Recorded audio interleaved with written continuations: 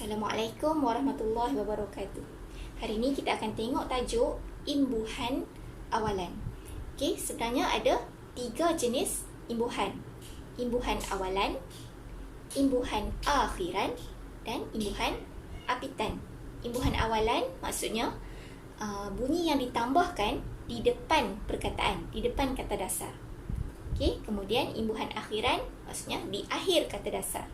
Dan bila ada kedua-dua imbuhan ni di awal dan di akhir, kita panggil sebagai imbuhan apitan. Jadi untuk hari ini kita tengok dulu imbuhan awalan. Terdapat beberapa jenis imbuhan awalan. Ini adalah antara imbuhan awalan yang kita akan belajar. Yang pertama, imbuhan ber dan ter. Imbuhan mem dan men. Okey. Imbuhan se, imbuhan ke dan imbuhan di, imbuhan me dan imbuhan pe, imbuhan meng dan imbuhan peng. Jadi untuk hari ini Ustazah akan ajar ber dan ter dan imbuhan mem dan men. Kenapa Ustazah kelaskan macam ni? Sebab imbuhan ber dan ter sama cara nak tulis dia. Okay, imbuhan mem dan men pun sama cara nak tulis dia. Hari ini kita akan belajar dua jenis ni sebab kedua-duanya tak melibatkan perubahan huruf pada kata dasar. Antara contoh perkataan berimbuhan ber, yang pertama berjalan, berlari, bermain, berbual. Okey, kita tengok perkataan berjalan. Ber ini ialah imbuhan awalan. Jalan pula adalah kata dasar. Okey, kata dasar ni biasanya perbuatan. Okey, jadi kita dah tengok contoh yang kedua, berlari. Apa imbuhannya? Imbuhannya ber. Okey, ini ialah imbuhan. Kata dasar dia pula yang mana? Lari. Jadi kalau saya tanya apa kata dasar dalam perkataan berlari, kata dasarnya ialah lari. Okey, contoh yang ketiga, bermain. Imbuhannya yang mana? Imbuhannya ber. Kata dasarnya pula main. Okey, main pun perbuatan. Yang keempat, berbual. Imbuhannya ber dan kata dasarnya bual. Okey, jalan, lari, main, bual. Semua ini adalah perbuatan dan kita sebut sebagai kata dasar. Jadi kamu mesti boleh membezakan yang mana imbuhan dan yang mana kata dasar. Jangan keliru. Baik, tadi kita dah tengok contoh-contoh perkataan berimbuhan ber. Ustazah tulis dalam tulisan Rumi. Yang ni kita tengok dalam buku teks muka surat 29. Tulisan Jawi. Okey, apa contoh perkataannya? Ikut Ustazah baca. Bersenam, berjiran, berkelah, berpijak, berdiri, berkawan, berfikir, bersolek, bersungguh, bercakap. Okey, seperti kita buat yang dalam tulisan Rumi tadi, saya nak kamu boleh bezakan yang mana imbuhan dan yang mana kata dasar. Okey, baris yang pertama ni cuba pisahkan dulu imbuhan dan kata dasar. Tengok saya dah buat. Kamu pun buat juga dalam buku kamu. Okey. Bersenam. Kita pisahkan imbuhan dan kata dasar. Berjiran. Okey, potong tengah ni. Berkelah. Kita pisahkan ber dengan kelah. Kemudian yang keempat, berpijak. Pisahkan ber dengan pijak. Okey, dapat? Baris yang kedua ni pula, Ustazah nak kamu bulatkan bulatkan imbuhannya. Okey, bulatkan imbuhan. Apa imbuhan dia? Imbuhan ber. Jadi berdiri ni, bulatkan ber. Berkawan, bulatkan ber. Berfikir, bulatkan ber. Bersolek, bulatkan ber. Apa yang kita bulatkan ni? Yang kita bulat ni semuanya ialah imbuhan awalan. Okey, dua perkataan yang terakhir ni, Ustazah nak kamu buat petak pada kata dasar. Buat petak pada kata dasar. Okey, bersungguh. Apa kata dasar dia? Sungguh. Okey, jadi kamu buat petak. Sungguh. Bercakap. Kata dasarnya? Ya, kata dasar dia cakap. Jadi kamu buat petak. Cakap. Ini pula contoh perkataan berimbuhan ter. Sama juga macam imbuhan ber. Okey. Contohnya terjatuh, tertidur, termakan, terambil. Okey, sekarang cuba pisahkan suku kata imbuhan awalan ter dengan kata dasar. Okey, pisahkan. Tertidur, pisahkan. Termakan, pisahkan ter dengan makan. Terambil, pisahkan ter dengan ambil. Okey, jadi kita dapat nampak yang di awal ni semuanya ialah imbuhan awalan ter. Yang di belakang ni adalah apa tadi? Kata dasar. Jatuh, tidur, makan, ambil. Okey, ini ialah kata dasar. Ingat, kata dasar biasanya perbuatan. Apa yang kita buat? Seterusnya, imbuhan awalan mem. Kamu boleh tengok dalam buku teks muka surat 31. Okey, saya tak mau sentuh lagi yang atas ni. Kita tengok yang bawah ni dulu. Imbuhan awalan mem. Ada 3 baris. Okey, kita baca contoh-contoh baris yang pertama. Membersih, membentuk, membungkus, membakar. Okey, saya nak kamu pisahkan dulu. Membersih, pisahkan yang mana imbuhan dan kata dasar. Membentuk, potong kat situ supaya kamu nampak yang mana imbuhan dia. Membungkus, potong kat situ. Membakar, potong sebelah mem.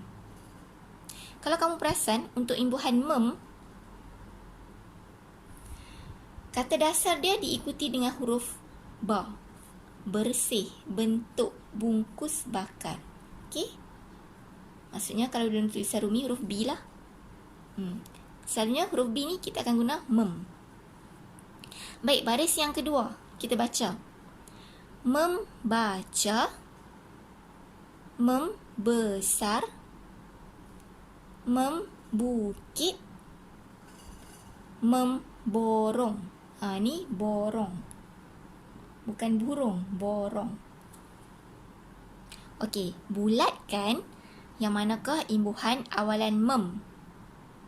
Okey, membaca, bulatkan mem. Membesar, bulatkan. Membukit, bulatkan mem. Memborong, bulatkan mem. Dan baris yang terakhir kita baca membalut, membonceng. Contohnya macam membonceng motosikal. Maksudnya orang yang naik motosikal di belakang, bukan yang memandu. Okey. Membelik, membuai. Okey, sekarang kamu buat petak pada kata dasar. Membalut, kata dasarnya balut.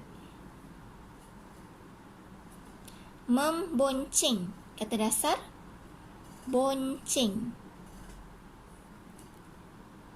Membelit. Kata dasarnya belit.